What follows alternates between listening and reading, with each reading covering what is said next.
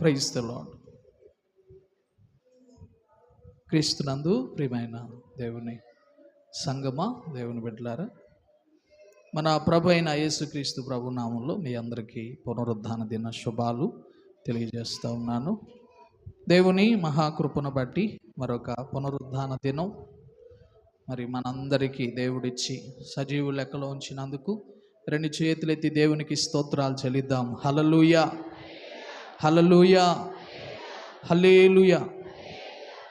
ఈ పగటిపూట వాక్య ధ్యానం కొరకు గడిచిన పునరుద్ధాన దినం ఒక వాక్యాన్ని ధ్యానం చేశాం. మరలా మాటలే చదువుదాం. తిమోతికి రాసిన మొదటి పత్రిక, అపోస్తులుడైన పౌలు తిమోతికి రాసిన మొదటి పత్రిక 3వ అధ్యాయం 14-15 వచనాలు చదివి దేవుని మాటలు ధ్యానం చేద్దాం. చదువుదాం. శీఘ్రముగా నీ యొద్దకు వత్తునని నిరీక్షించుచున్నాను, అయినను నేను ఆలస్యము చేసిన ఎడల దేవుని మందిరములో అనగా జీవము గల దేవుని సంఘంలో జనులు ఎలాగు ప్రవర్తించవలెనో అది నీకు తెలియవలనని ఈ సంగతులు నీకు వ్రాయుచున్నాను. దేవుడు ఈ మాటలు మనందరి వెనికిడిలో ఫలింపచేయునుగాక. ఆమె ఇక నా వైపు చూడండి, నేను చెప్పినప్పుడు రిఫరెన్స్ చూడండి. ఈ చదవబడిన లేఖన భాగంలో మరి ఏమి నేర్చుకున్నాం? ప్రతి వారం నేనే చెప్తాను, ఈ వారం మీరు చెప్పండి. గడిచిన పునరుద్ధాన దినం మనం నేర్చుకున్నటువంటి విషయాలు ఏంటి?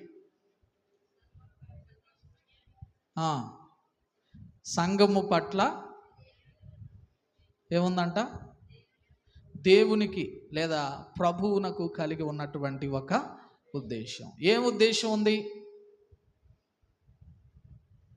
సంఘ విషయంలో దేవునికి ఉన్నటువంటి ఉద్దేశం అన్నాం. మంచిదే, బాగా గుర్తుంది. ఏ ఉద్దేశం ఆయన కలిగి ఉన్నాడు? మంచిదే.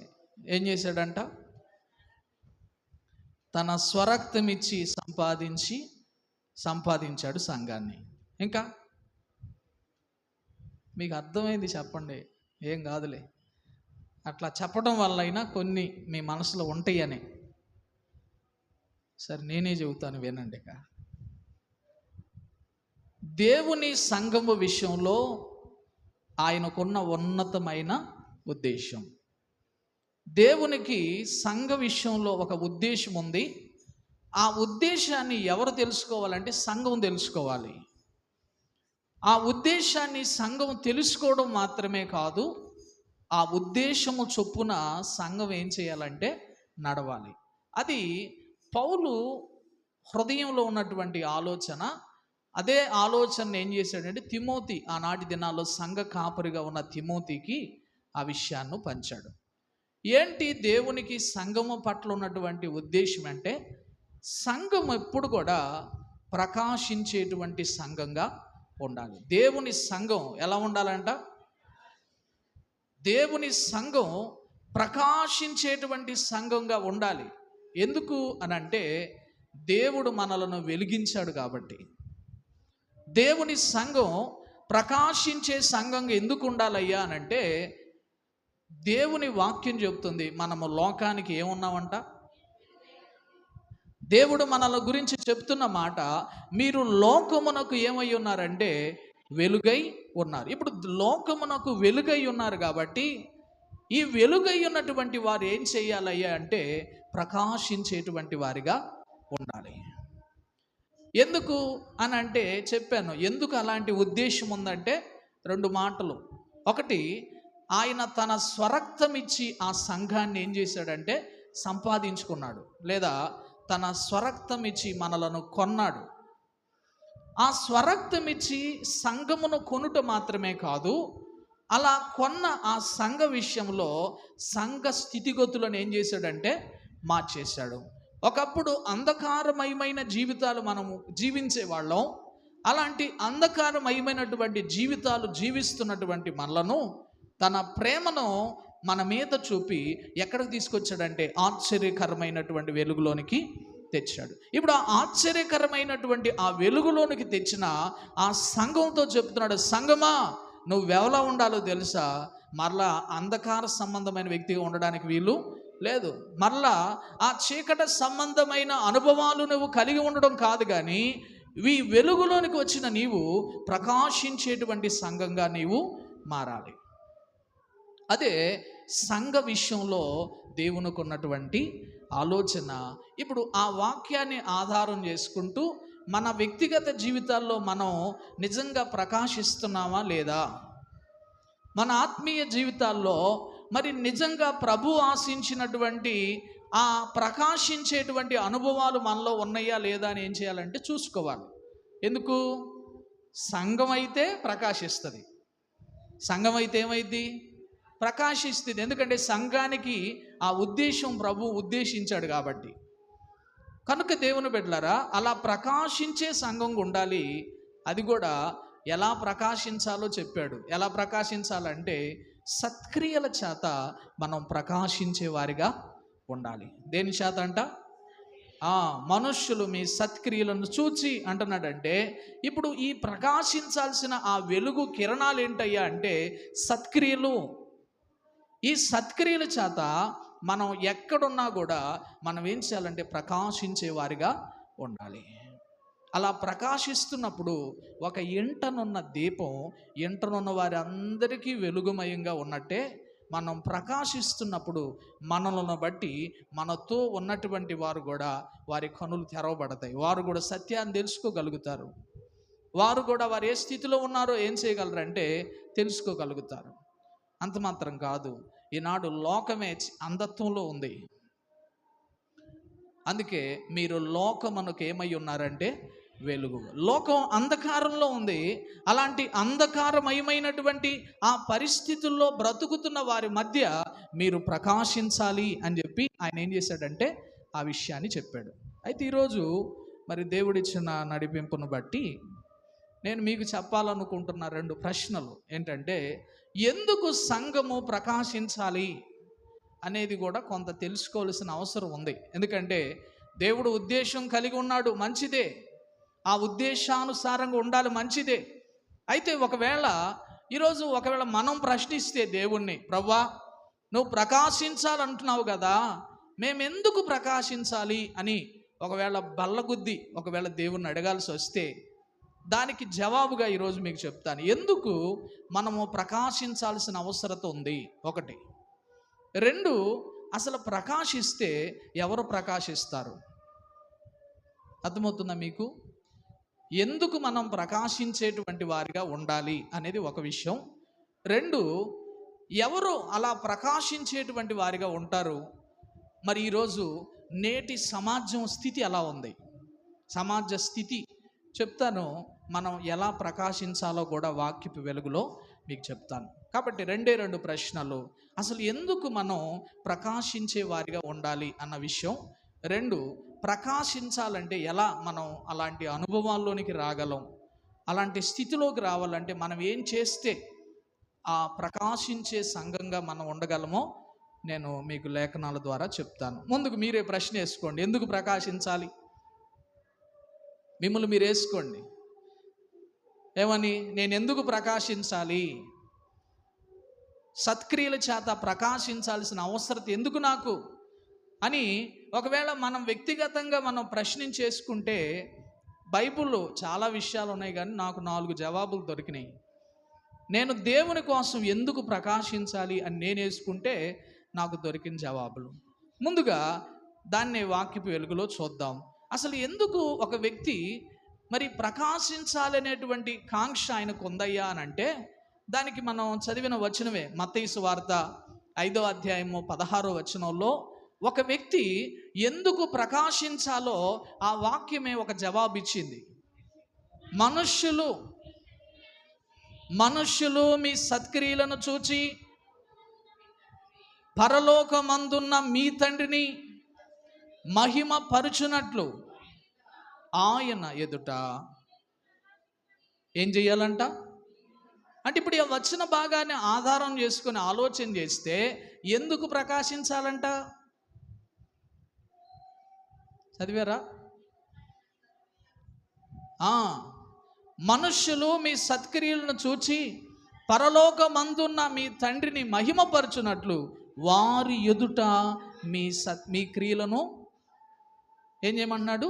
కనపరచమంటాడు. అంటే ఇప్పుడు ఆ వాక్యం, పరిశుద్ధుడైనటువంటి దేవుడు మనకు చెప్తున్నటువంటి మాట ఏంటంటే, నేను ఎందుకు ప్రకాశించాలి ప్రభువా అని ఒకవేళ నువ్వు దేవుణ్ణి అడిగే వ్యక్తివైతే ఆయన ఇస్తున్నటువంటి సమాధానం ఏంటంటే, నువ్వు ప్రకాశించడం ద్వారా నా నామమునకు మహిమ కలుగుతుంది అంటున్నాడు.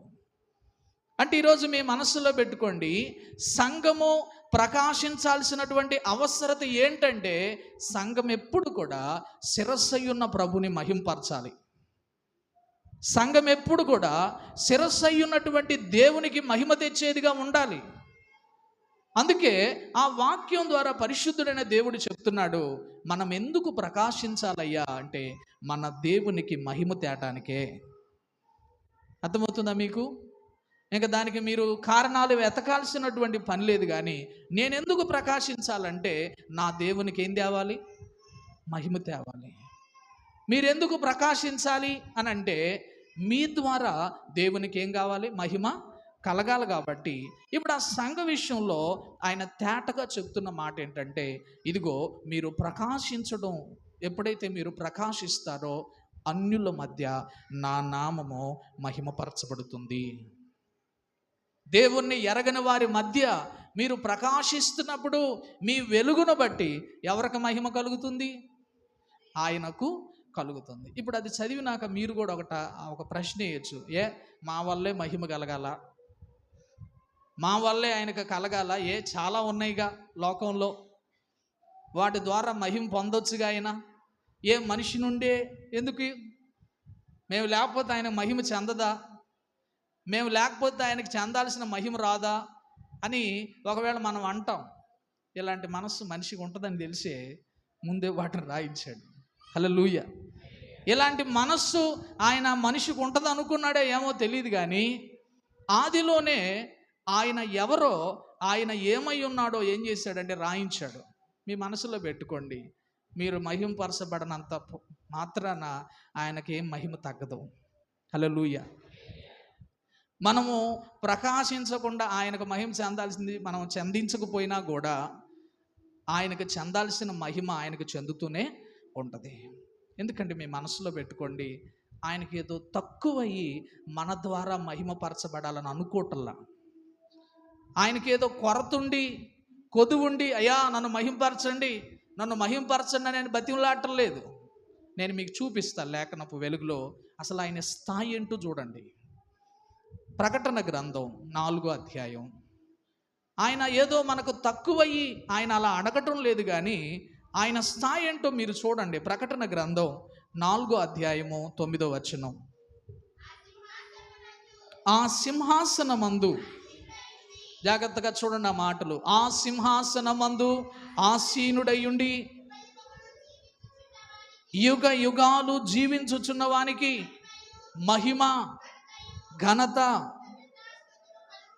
కృతజ్ఞతాస్తుతులు కలుగును గాకని ఆ జీవులు కీర్తించుచు ఉండగా. ఇక నా వైపు చూడండి, ఈ వచనాలు మీరు ఇంటికి వెళ్ళి నాకు చదవండి.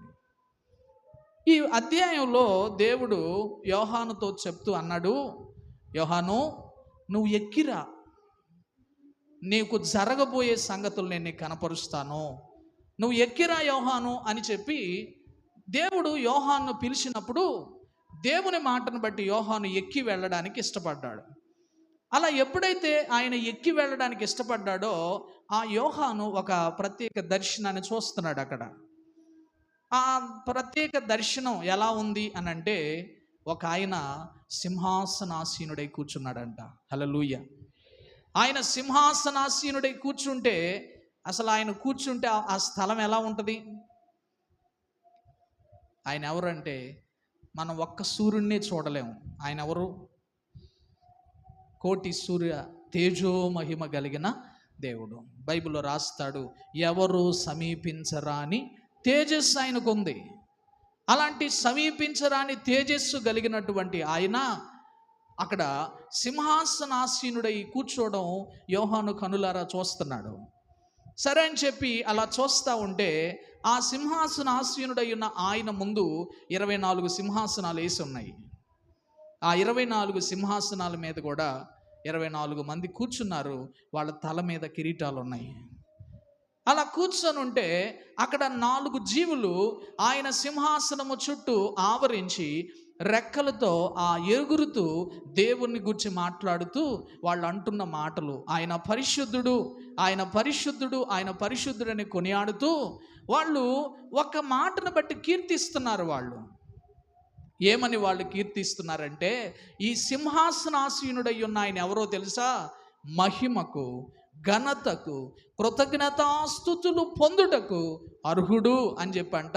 వాళ్ళందరూ ఆ 4 జీవులు దేవుణ్ణి కీర్తిస్తున్నారంట. నీ మనసులో పెట్టుకోండి, మనుషుల చేత ఏదో తక్కువై మహిమపరచబడ్డం కాదు, కానీ ఆయన స్థాయి ఏంటయ్యా అంటే ఆ మహామహిమలో ఆయన కూర్చుంటే ఆయనకు పైగా 4 జీవులు ఆయన కొనియాడుతున్నాయి.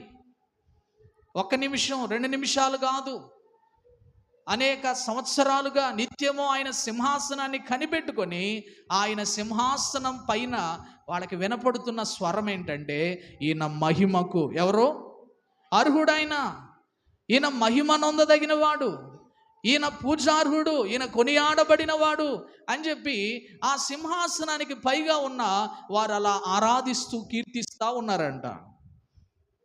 కొంచెంసేపు ఒకవేళ ఆ చుట్టుపక్కల ఉన్నవాడు చూసి ఉంటారు, ఎక్కడిది స్వరం అని.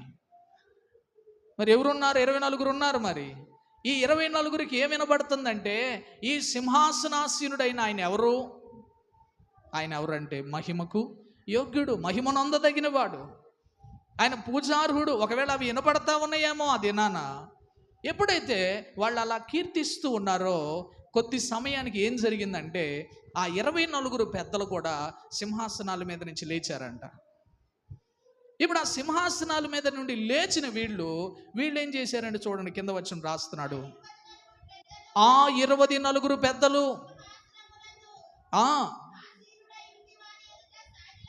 ఆసీనుడై ఉన్నవాని ఎదుట సాగిలపడి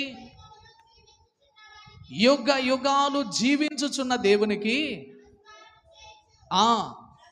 ప్రభువా, నా దేవా, నువ్వు సమస్తము కలుగు చేసావయ్యా, ఉన్నాయి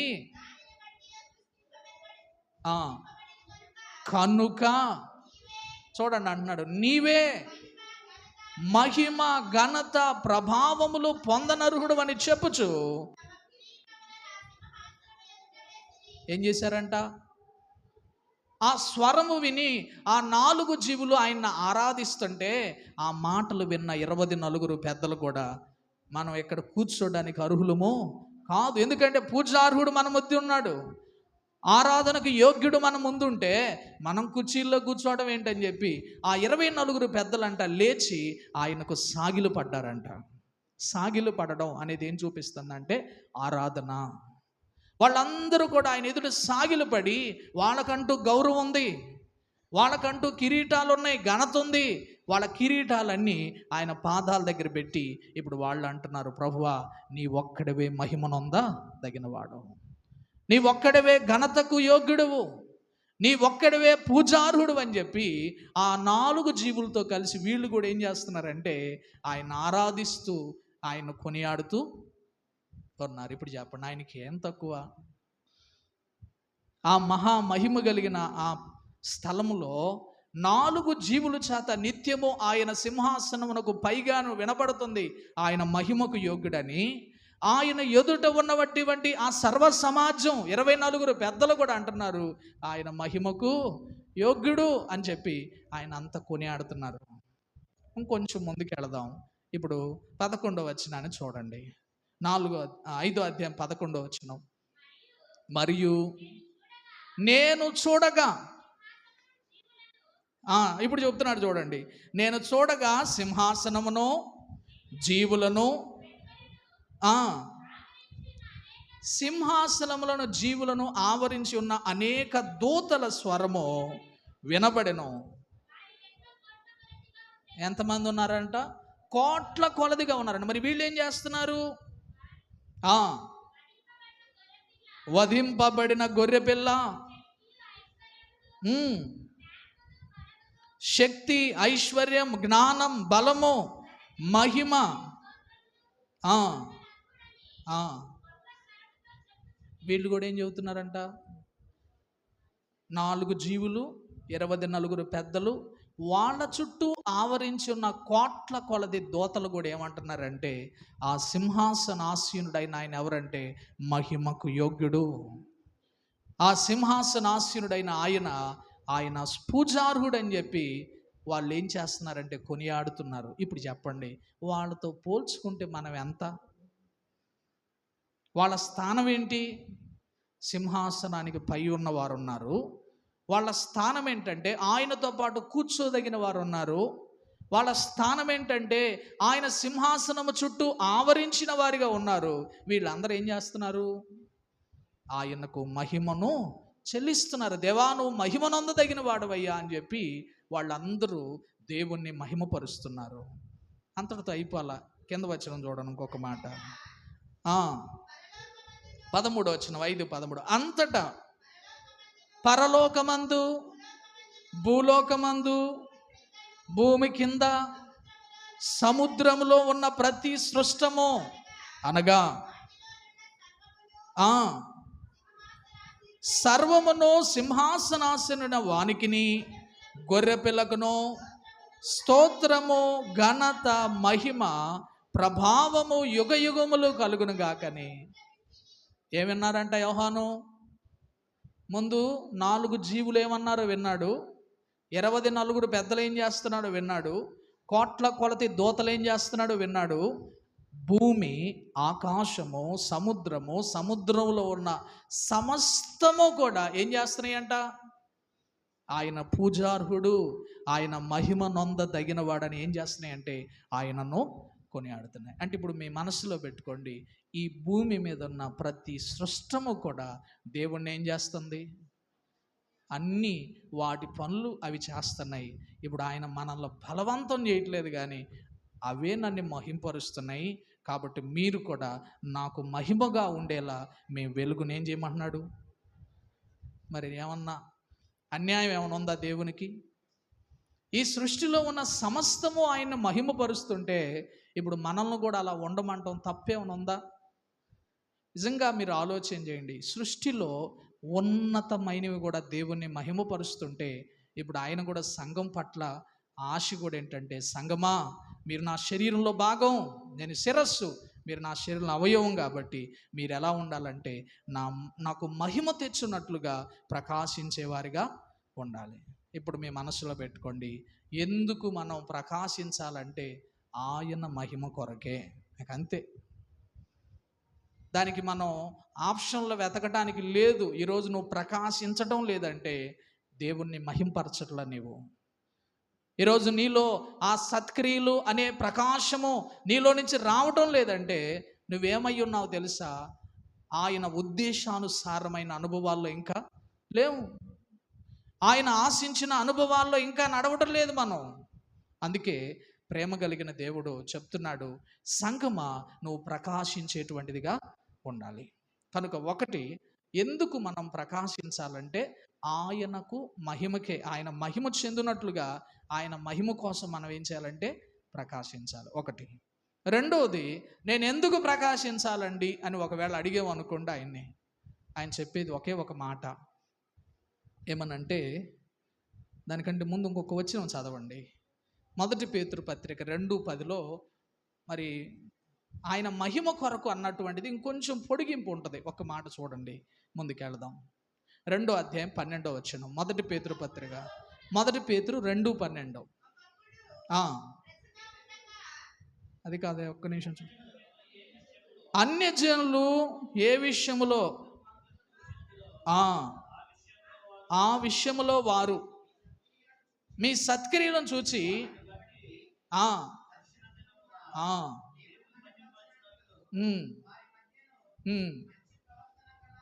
చాలు, మంచి ప్రవర్తన గలవారై ఉండండి. అంటే మన స్థాయి, దేవుణ్ణి మహిమపరిచే స్థాయి ఏ స్థాయికి ఎదగాలంటే ఈ భూమి మీద ఉన్నప్పుడు మాత్రమే మహింపరచబడడం కాదు, ఒకవేళ దేవుని ఎదుట నిలబడే సమయం వచ్చినప్పుడు కూడా ఎవరు మిమ్మల్ని దూషిస్తున్నారో నిందించారో వారు మనం చూసినప్పుడు దేవుణ్ణి ఏం చేయాలంటే మహింపరచాలి. అంటే ఆ మాట ఏం చూపిస్తుందంటే దేవుని మహిమ కొరకైన జీవితాలు మనలో ఉండాలి. అది ఎలా అయ్యా అంటే కేవలం ఈ లోకంలో కాదు, ఒకవేళ దేవుని ఎదుట నిలబడే సమయం వచ్చినప్పుడు కూడా మిమ్మల్ని బట్టి దేవుడు మహిమ పొందుతూనే ఉండాలి. అది ఆ వాక్యంలో ఉన్న అనుభవం. రెండవదిగా దేవుని బిడ్డలారా, ఎందుకు మనం ప్రకాశించాలంటే మనము కూడా మహిమ పొందడానికే. హల్లెలూయా. మనం కూడా ఏం చేయాలి? మహిమ పొందాలి. మీరు రాసుకోండి, ఇప్పుడు సమయం లేదు కానీ మీరు రాసుకోండి. రోమా 2:10 ప్రకారం ఎందుకు మనం ఆ సత్క్రియలు అనే వెలుగు ప్రకాశించాలయ్యా అంటే ఒకటేనంట, మనము కూడా దేవుని ద్వారా మహిమను, ఘనతను, సమాధానము పొందడానికి మనం ఏం చేయాలంటే సత్క్రియలు అనే వెలుగు ప్రకాశించాలంట. అంటే మీ మనస్సులో పెట్టుకోండి, మీరు చదువుకోండి, అదే వచనం ఉంది, మీరు ఆ వైపు చూడమాకండి, చూడండి. చూడండి, సత్క్రియ చేయు ప్రతివానికి, మొదట యూదునికి గ్రీసు దేశస్థునికి కూడా మహిమ, ఘనత ఏం కలుగుతాయంట? ఎవరికి?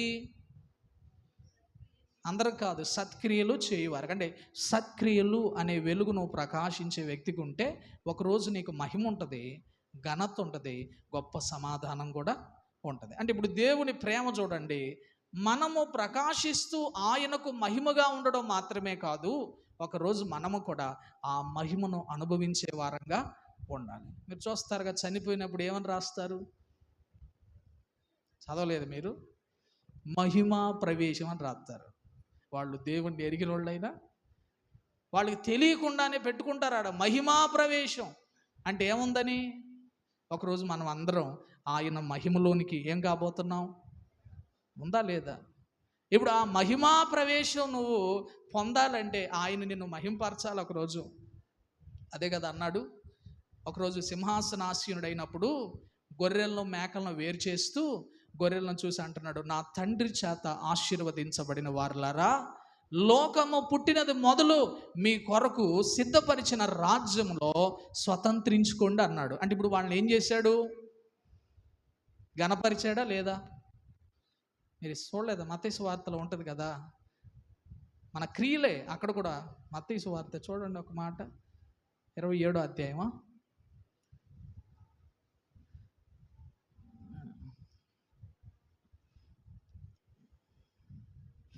25వ అధ్యాయము 32వ వచనం నేను చదువుతాను. అప్పుడు సమస్త జనులు ఆయన ఎదుట పోగు చేయబడుదురు.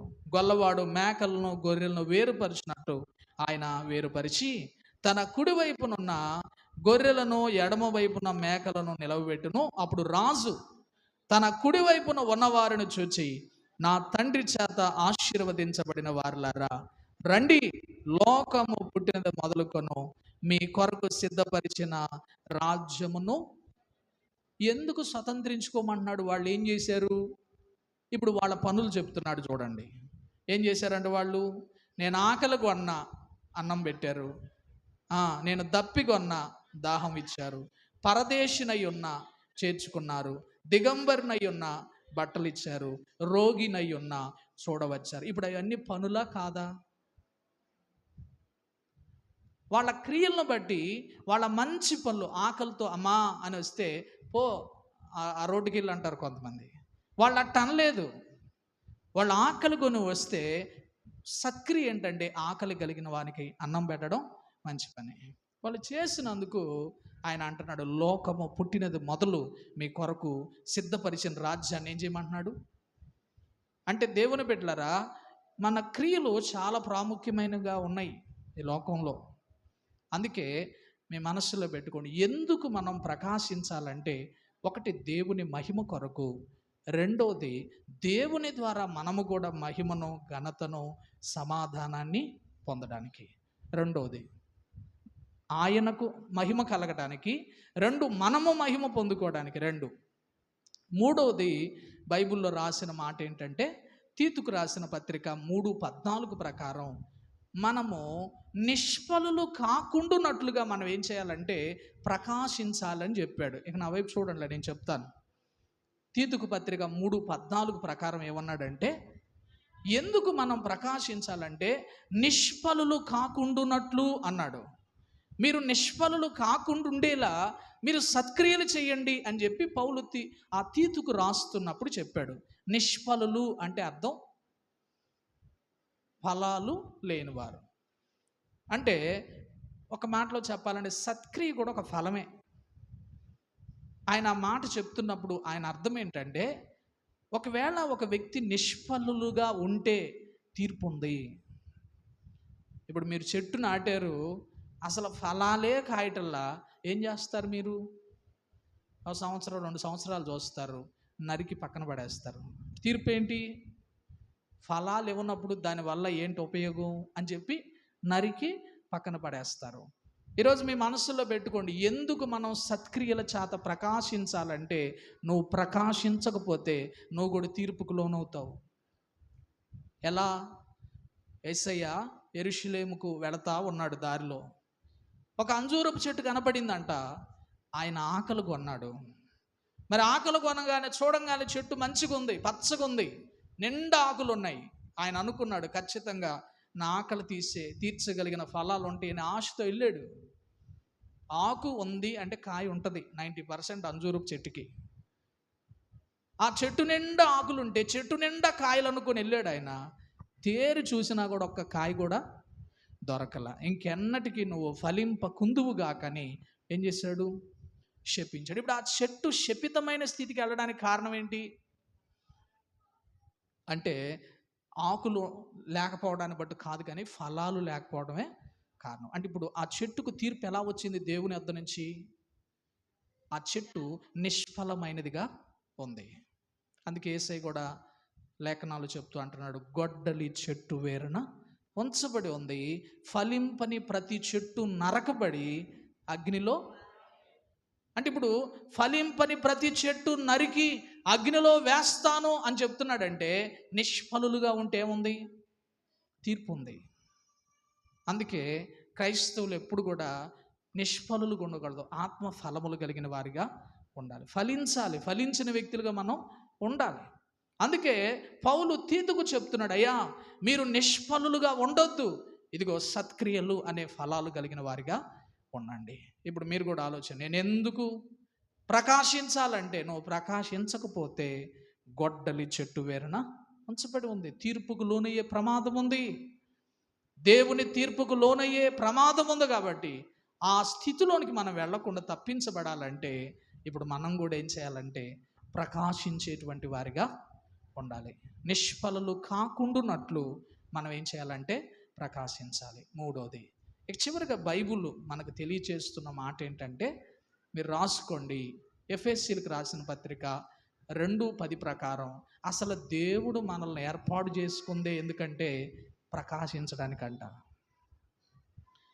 దేవుడు మనలను ఏర్పాటు చేసుకోవడం వెనక, దేవుడు మనలను ఎన్నిక చేసుకోవడం వెనక అసలు బలమైన కారణం ఏంటంటే, మనమంట ప్రకాశించాలనేనంట.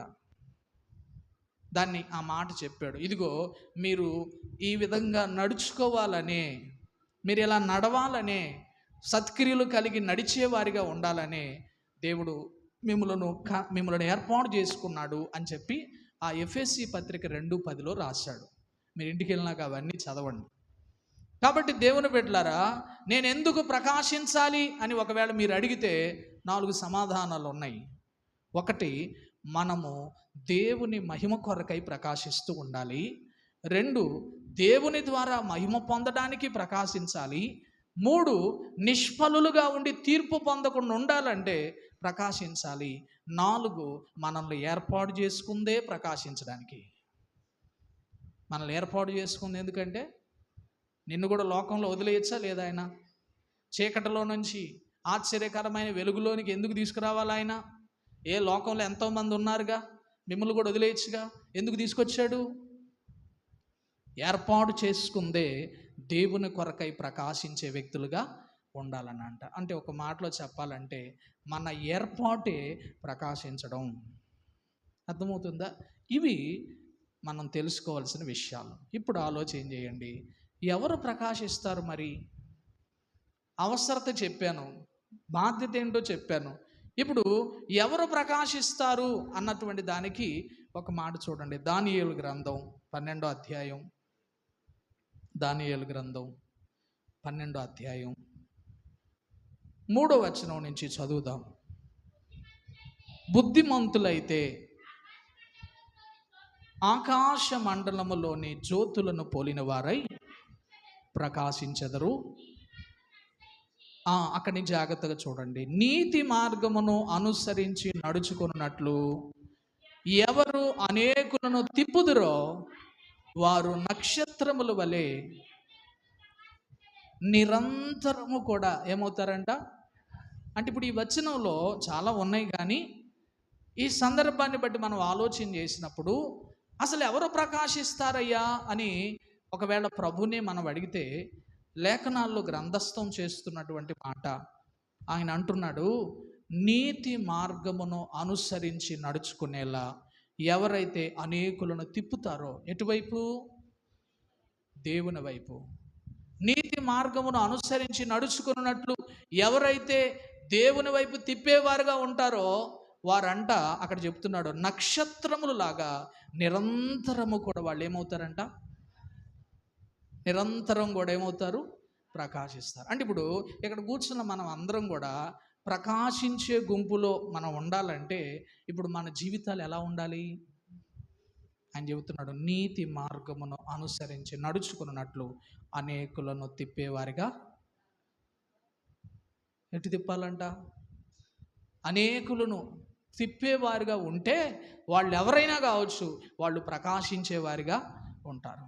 ఇందులో అర్థం అవ్వాల్సిన నీతి మార్గం అంటే, నీతి మార్గం అనుసరించి నడుచుకోవడం అంటే అది ఏం చూపిస్తుందంటే, నీతి మార్గం అనగా దేవుని చిత్తానుసారంగా నడిపించడాన్నే నీతి మార్గం అన్నాడు. మీకు అర్థం కావటానికి చెప్తాను, మీరు వినండి.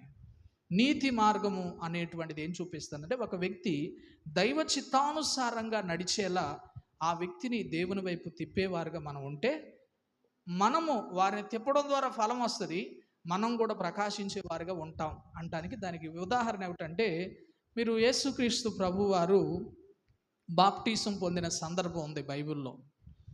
ఇలాగే యొర్దాను నదీ తీరాన యోహాను నిలబడి బాప్టిజాలు ఇస్తున్నాడు. చాలామంది వారి పాపాలు ఒప్పుకుంటున్నారు, బాప్టిజాలు తీసుకుంటున్నారు. అలా బాప్టిజాలు ఇస్తూ ఉన్న సమయంలో యేసుక్రీస్తు ప్రభు కూడా వచ్చాడు. ఆయన కూడా యొర్దాను నదిలో దిగంగానే అందరికి ఇచ్చినట్లుగా ఆయన ఇవ్వలేకపోతున్నాడు. ఆయన అడుగుతున్నాడు, అయ్యా నువ్వే నాకు ఇవ్వాల్సింది కదా, నా చేత నువ్వు తీసుకుంటావేంటయ్యా?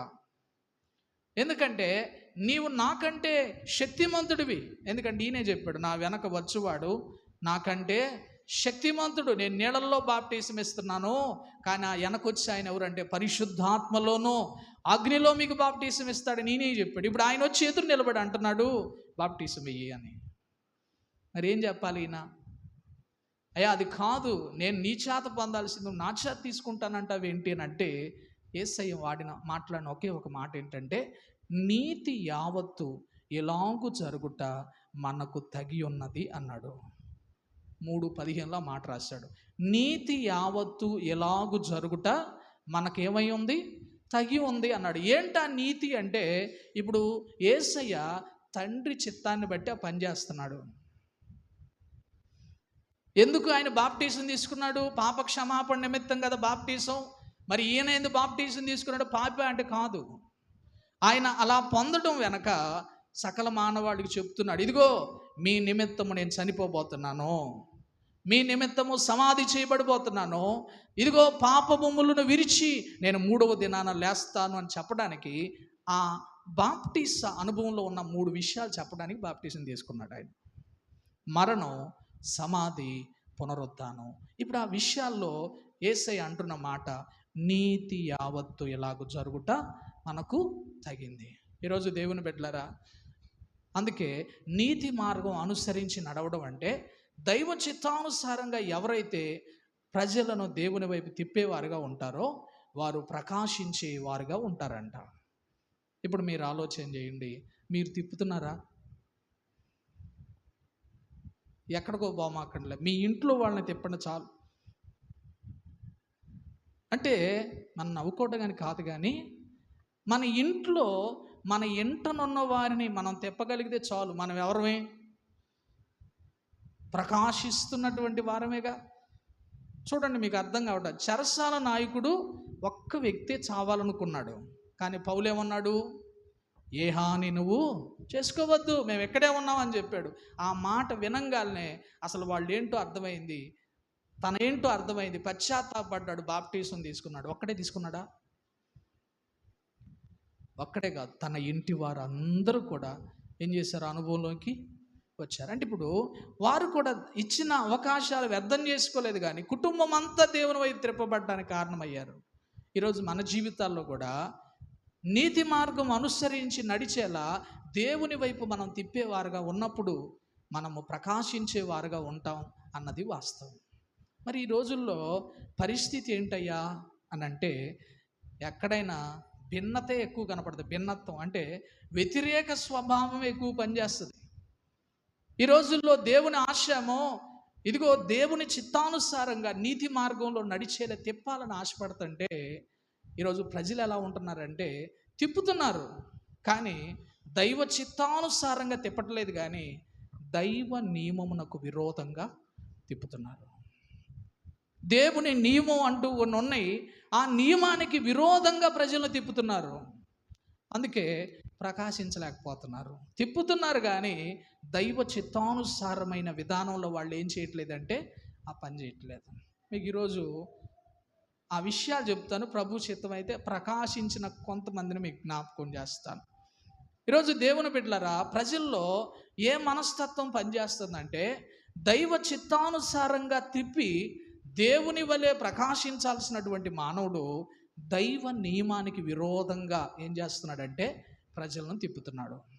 దానికి మీకు తెలిసిన సందర్భాలే, నేనేం సొంతగా ఏం చెప్పను, మీకు తెలిసిన సందర్భాలే.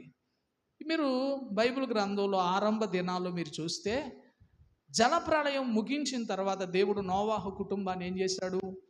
ఆశీర్వదించాడు. అమ్మా, మీరు ఫలించండి, అభివృద్ధి పొందండి, విస్తరించండి, భూమిని ఏం చేయాలి? భూమిని మీరేం చేయాలి? నిండించండి అని నోవాహు కుమారులను ఆశీర్వదించాడు. కొంతకాలం వాళ్ళు అలాగే విస్తరిస్తూ ఉన్నారు. ప్రభు ఆశిస్తున్న అనుభవాల్లో కొంచెం ఎదుగుతున్నట్లుగా ఉన్నారు. కానీ కొంతకాలం గడిచిన తర్వాత వాళ్ళకు ఒక మైదానం కనపడింది. ఏ మైదానం? ఆదికాండం 11వ అధ్యాయంలో ఒక మైదానం కనపడింది. 11వ అధ్యాయం 2వ వచనానికి మీరు చదివితే, తూర్పున ప్రయాణమైపోవచ్చు ఉండగా చాలు ఏం కనపడిందంట? షేనారు దేశంలో ఒక మైదానం కనపడింది.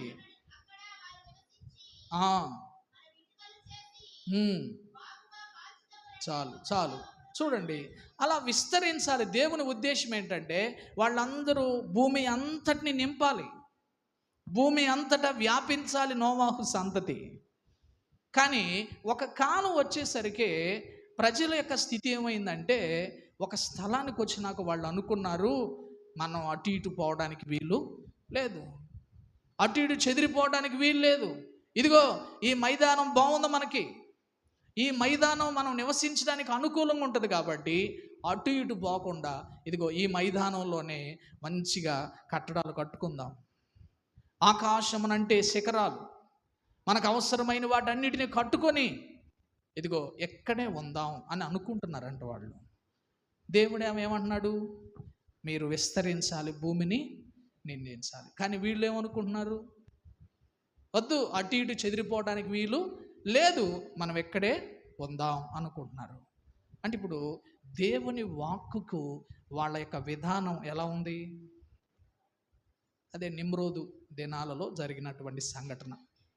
నిమ్రోదు ఆ కాలంలో ఏం చేశారంటే, దేవుని వాక్యమునకు విరోధంగా ప్రజలు తిప్పబడతా ఉన్నారు. ఎందుకు విరోధం అని చెప్పానంటే, మీరు ఆ అధ్యాయం 2 నుంచి 4 వచనాలు చూస్తే వాళ్ళ మనస్తత్వం 4 రకాలుగా ఉంది. వాళ్ళు ఎలాంటి మనస్సు కలిగిన వాళ్ళు, దేవుని వాక్యానికి విరోధంగా వాళ్ళ జీవితాలు ఉన్నాయని చెప్పడానికి. ఒకటి, వాళ్ళు ఏమనుకుంటున్నారంటే మనం, ఆడ అధ్యాయంలో రాస్తాడు, మనము భూమి అంతటా చెదిరిపోకుండా మనం అంటున్నాడు. అంటే ఇప్పుడు వీళ్ళల్లో ఏమొచ్చింది? మనం అనేది ఎప్పుడంట మనం. చూడండి, వాళ్ళలోకి ఏమొచ్చిందంటే స్వార్థం వచ్చేసింది. మనం ఎటు వెళ్ళడానికి వీలు లేదు. ఆయన చెదరమంటే మనం చెదరాలా? ఆయన వెళ్ళమంటే అంతా వ్యాపించాలా? వద్దు, అటు ఇటు తిరగలేము, మనం ఇక్కడే ఉందాం. అంటే వాళ్ళ అంతరంగాల్లోనికి స్వార్థం వచ్చేసింది.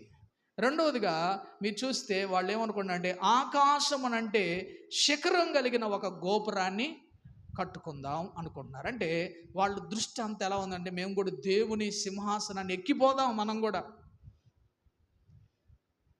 దేవుని వాక్యమును బట్టి ఆయన ఎదుట మనల్ని మనం దీనులుగా చేసుకోవాల్సింది పోయి వాళ్ళ చూపులు ఎటు చూస్తున్నాయండి పైకి, మనం కూడా ఎక్కిపోదాం అనే ఆ మనస్సు వాళ్ళల్లో పనిచేస్తూ ఉంది.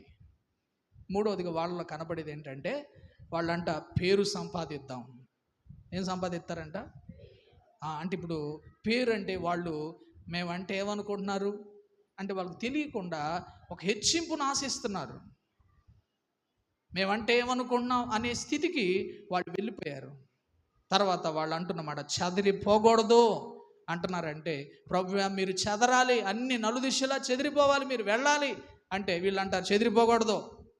అంటే ఇప్పుడు దేవుని మాటకు తిరుగుబాటు తత్వం వాళ్ళలో కనబడుతుంది. ఇవన్నీ చూసిన ఆయన వీళ్ళని ఇట్ట వదిలిపెడితే నిజంగా ఎక్కడే ఉండిపోతారు అనుకున్నాడో ఏమో, ఆయనే దిగొచ్చి మొత్తాన్ని ఏం చేశాడు? చెదరగొట్టాడు. అంటే ఈ సందర్భం మనకు నేర్పిస్తున్న పాఠం ఒకటే. ఈరోజు ప్రజల స్థితి ఏంటంటే దేవుని మాటకు, దేవుని వాక్యానికి విరోధంగా ప్రజలు తిరుగుతున్నారు. దేవుని వాక్యమే దేవుడు కదా.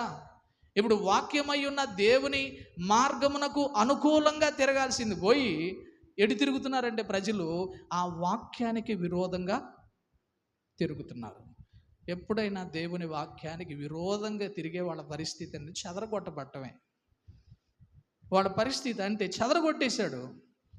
ఈరోజు దేవుని బిడ్డలారా, ఆనాడు ఏ మనసు పనిచేసిందో ఈ రోజుల్లో కూడా నిమ్రోదు మనసు పనిచేస్తుంది తెలుసా? దేవుని వాక్యమునకు విరోధంగా ప్రజలను తిప్పే మనసు, ప్రజలు త్రిప్పబడే ఆ మనస్సు, అది నిమ్రోదు కాలం ఆ కాలంలో ఉంది. కాలక్రమేణా అది సంక్రమిస్తూనే ఉంది.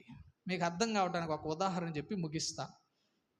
నిజంగా అదే మనస్సు అనగా దేవుని వాక్యానికి విరోధమైన మనసు అని చెప్పడానికి మీకు ఒక చిన్న వచనం చూడండి. ఇర్మియా గ్రంథం 18వ అధ్యాయం 18వ వచనం చూడండి. అందరూ చూడాలి ఆ మాట. అంటే ఈరోజు ప్రజలు ఆ మనసు పనిచేస్తుంది అంటానికి చూడండి. అప్పుడు జనులు ఇర్మియా విషయంలో, ఇప్పుడు వాళ్ళందరూ మాట్లాడుకుంటున్నారు, ఇర్మియా విషయంలో ఒక యుక్తి కలిగిన ఆలోచన చేద్దాం రండి. యాజకుడు ధర్మశాస్త్రం చెప్పకుండా ఉండలేడు, జ్ఞాని ఆలోచన లేకుండా ఉండడు, ప్రవక్త వాక్యం చెప్పకుండా ఉండలేడు.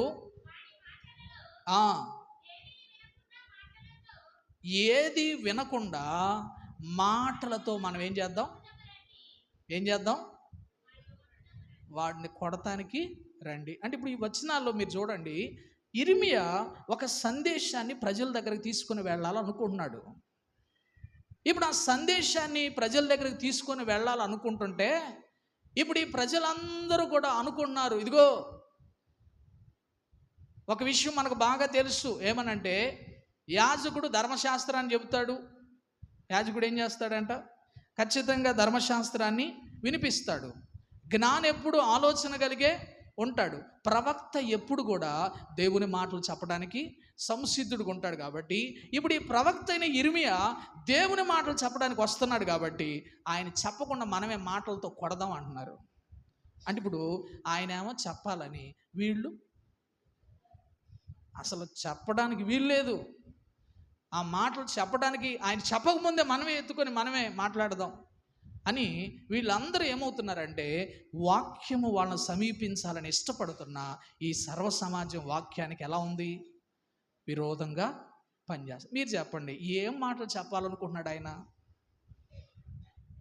ఏం మాటలు చెప్పాలనుకుంటున్నాడు? వాళ్ళని తిట్టాలనుకుంటున్నాడా? ఏం మాటలు చెప్పాలనుకుంటున్నాడంటే ఆ అధ్యాయం చిన్న ఉదాహరణ ఇచ్చాడు. ఇర్మియా, నువ్వు కుమ్మరి దగ్గరికి వెళ్ళు, నేను ఆ ప్రజల విషయంలో ఏం చెయ్యాలనుకుంటున్నానో అది నీకు చెప్తానని ఏం చెప్పాడంటే, కుమ్మరి ఇంటికి వెళ్ళు, అక్కడ ఏం జరుగుతుందో అదే నేను చేస్తాను అన్నాడు. సరే అని అక్కడికి వెళితే కుమ్మరి సారి మీద పని చేస్తున్నాడంట. కుండ చేతిలోంచి విడిపోయి కింద పడిపోయింది. అప్పుడు ఆయన ఏం చేశాడంటే మరలా ఆ విడిపోయిన మన్ను తీసుకొని ఒక మంచి పాత్రగా మలిచాడు. ఇది జరిగింది. ఇప్పుడు దేవుడు కూడా ఆ ప్రజల విషయంలో ఏం చేయాలనుకున్నాడంటే, వాళ్ళేమో విడిపోతున్నారు, సారి మీదలోంచి పడిపోతున్నారు. కానీ దేవుడు ఏం చేయాలనుకున్నాడంటే ఈ విడిపోతున్న వీళ్ళ జీవితాల్లో ఒక యుక్తమైన పాత్రగా మార్చాలి. అంటే ఇప్పుడు వాళ్ళ మేలుకరమైనవా కీడుకరమైనవా? వాళ్ళకు మేలు కోరి వాళ్ళ క్షేమం కోసం దేవుడు మాటలు అందిస్తుంటే వీళ్ళు అంటారు ఆయన చెప్పకుండా నోటి మీద కొడదాం అంటే వీళ్ళకి ఏ మనసు లేదు. ఆ వాక్యానికి అప్పగించుకొని దేవుడు నచ్చి మెచ్చే ఒక పాత్రగా ఉండాలనే మనసు. అంటే ఇప్పుడు వాక్య విరోధంగా నడుస్తున్నారా లేదా? ఆనాడు నిమ్రోదు కాలంలో ఏ మనసు ప్రజల్లో పనిచేస్తుందో అదే మనసు ఆయా తరాల్లో పనిచేస్తూనే ఉంది. ఒకవేళ చెప్పడానికే అవకాశం ఇస్తే ఏం జరిగిద్ది? సరే, ఇర్మియాను కొట్టక ముందే అవకాశం ఇచ్చాడు, నువ్వేం చెప్పాలనుకున్నావు 2 నిమిషాలు చెప్పు అన్నాడు అనుకోండి. ఒకవేళ ఆయన చెబితే ఎలాంటి పరిస్థితులు ఉంటాయి అని అంటే 12వ వచనం చూడండి. వాళ్ళు చెప్తారు ఒకవేళ ఆయన చెబితే ఎలా ఉంటుందో. అందుకు వారు, నీ మాట నిష్ప్రయోజనం, మేము మా ఆలోచన చొప్పున నడుచుకుంటాం. ఏమంట? మా మూర్ఖ హృదయము చొప్పున. అంటే ఇప్పుడు వాళ్ళ మనస్సు ఒకవేళ దేవుడు వాళ్ళకి చెప్పినా వాళ్ళ స్థితి ఎట్టుందంటే, నీ మాటలు నిష్ప్రయోజనం అయ్యా, నీ అవసరం లేదు మాకు, మా ఆలోచన చొప్పునే మేము చేస్తాం, మా మూర్ఖ హృదయము చొప్పునే మేమేం చేస్తాం, ప్రవర్తిస్తాం. అంటే ఇప్పుడు వీళ్ళ స్థితి ఏంటయ్యానంటే దేవుని వాక్యానికి విరోధంగా వాళ్ళ జీవితాలు ఉంటున్నాయి. ఈరోజు దేవుని బిడ్డలారా, ఎందుకని ఈరోజు మనం ప్రకాశించడం లేదో తెలుసా? ఎందుకని దేవుని వైపు ప్రజలను తిప్పి దేవుని కోసం ప్రకాశించాల్సింది పోయి ఈ రోజుల్లో ఎందుకు ప్రకాశించలేకపోతున్నామంటే మనమే వాక్యానికి విరోధంగా నడుస్తున్నాం. తెలుసా? ఈ రోజుల్లో ఎందుకని దేవుని కొరకైన ప్రకాశం నీలో లోకం చూడలేకపోతుందో తెలుసా? దేవుని వాక్యం నీలోనికి వచ్చి వాక్యానికి లోబడితే ప్రకాశమానమైన స్థితి వస్తుంది. కానీ ఈరోజు మనిషి స్వభావం ఏమవుతుందంటే వాక్యానికి విరోధంగా ఏం చేస్తున్నారు. అందుకే మనం ఏం కావట్లేదంటే ప్రకాశించడం లేదు. అర్థమవుతుందా మీకు?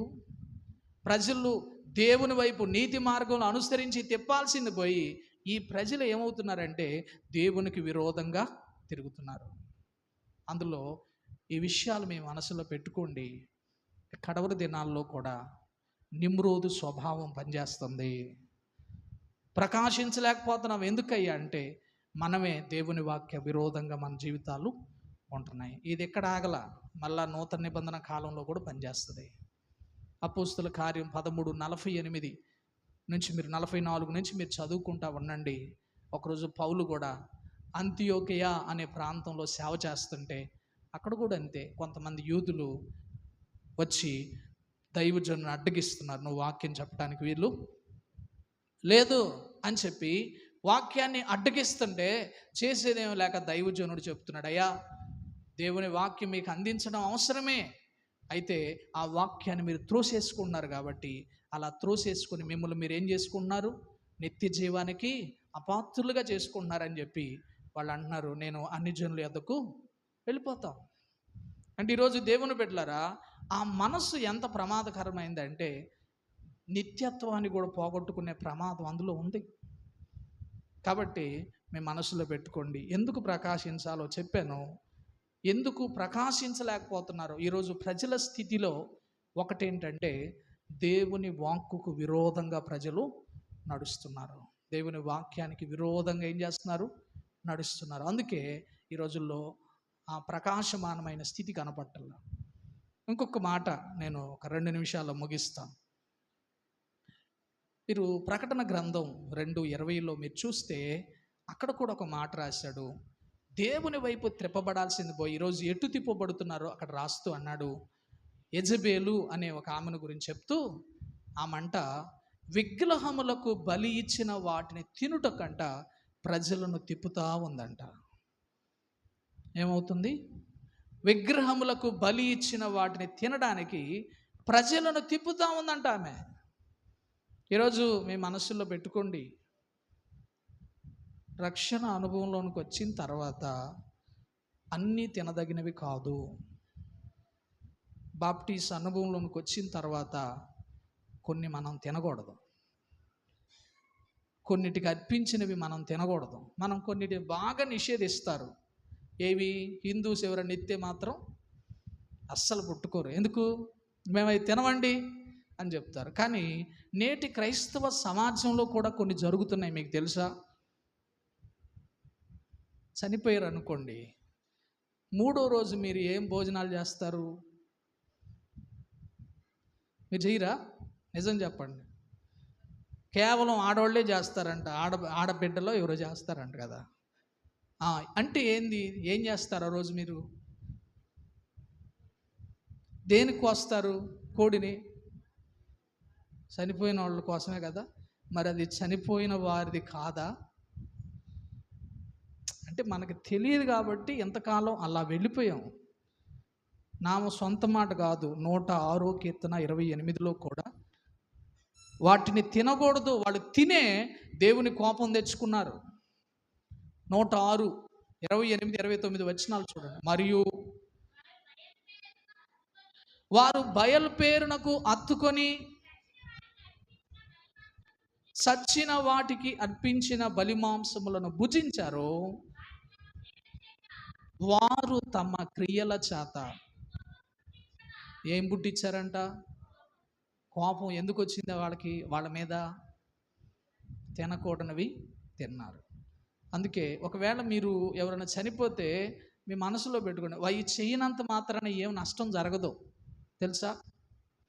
మీకు అర్థం కావడానికి మీకు 2 రుజువులు చూపిస్తాను. ఇప్పుడు దేవుడు మనని గురించి 2 మాటలు చెప్పాడు. ఏమనంటే, మిమ్మును ముట్టువాడు నా కనుగుడ్డును ముట్టినవాడు అన్నాడు. అంటే కన్ను చాలా సున్నితమైంది. మీ పిల్లలు ఎక్కడ కొట్టినా ఇష్టపడతారు. ఎక్కడ కొడితే వాళ్ళని ముందు పక్కకు పంపిస్తారు. ఎందుకు? అంత సున్నితమైంది. అంటే అది నేను మీకు ఎందుకు చెప్తున్నానంటే, దేవుని బిడ్డల విషయంలో ఆయన అంతగా దృష్టి పెడతాడు. చిన్న బాధకు కూడా ఆయన ఓర్వలేడు. అంటే మిమ్మల్ని ముట్టినవాడు మీ కనుగుడ్డును నా కనుగుడ్డును ముట్టినవాడు అని చెప్తున్నాడు. అంటే ఇప్పుడు దేవుడు మన పట్ల అంతగా తన ప్రేమను కనపరుస్తున్నాడు. రెండవది, నా అనుమతి లేకుండా తల వెంట్రుకల్లో ఒక్కడు కూడా ఏమవుదన్నాడు.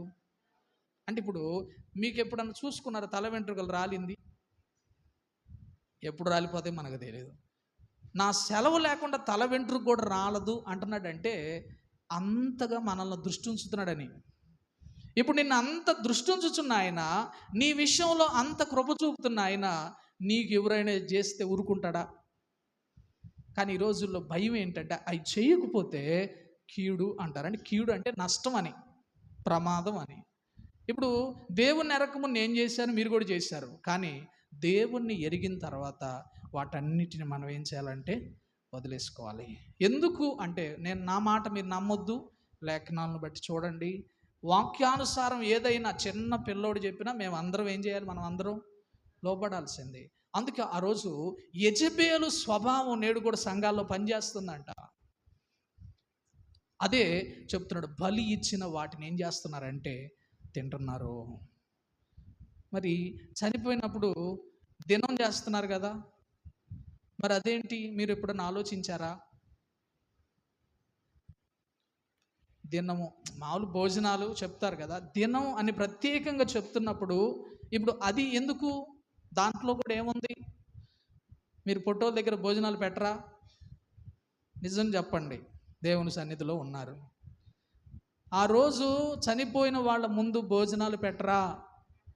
అంటే ఇప్పుడు అది ఏమైంది, ఎవరి కోసం? మరి దాన్ని మనం తినొచ్చా? ఒకవేళ తింటే తిన్నారు ఇప్పుడు దాకా, ఇంకా అలాంటివి ఏమైనా ఉంటే చెప్పుకోండి. కాకపోతే 4 రోజులు తిట్టుకుంటారు, నన్ను తిట్టుకుంటారు, మిమ్మల్ని కూడా తిట్టుకుంటారు, ఇక తర్వాత మిమ్మల్ని కదిలీరు. ఆయన తినడు అరే పక్కలోడు చెప్తారు, ఫస్ట్లో చెప్పరు, ఆయన తినడు అని ఆయనే చెబుతాడు. అందుకే కొన్ని చోట్ల తినమన్నా వాళ్ళని బాధ పెట్టడం ఇష్టం లేక వచ్చేస్తా. ఎందుకంటే నాకు తెలిసింది కాబట్టి నేను గొప్ప అనుకోవడం తప్పు, నాకు తెలుసు కాబట్టి అంతా తెలుసు అనుకోవడం తప్పు. ఎందుకంటే మేము కూడా ఆ అనుభవాల్లో నుంచే వచ్చాం, విశ్వాసులమే. తర్వాత ఏదో దేవుని ఏర్పాటులో సేవకులకు వచ్చాం. కాబట్టి ఒకటి, ఏవి దేవుని దృష్టిలో మనలను దుఃఖాన్ని కలుగు చేస్తున్నాయో వాటి నుంచి మన వంతు మనం దూరంగా ఉంటే తర్వాత తరాలు కూడా వాటిని అర్థం చేసుకొని, అంటే ఇవి చేయకూడదు. ప్రేమ ఉంటుంది, కానీ యేసయ్య ఏం చెప్పాడంటే చనిపోయిన తర్వాత నువ్వు చేయలేదని పగబెట్టుకోరు, తెలుసా?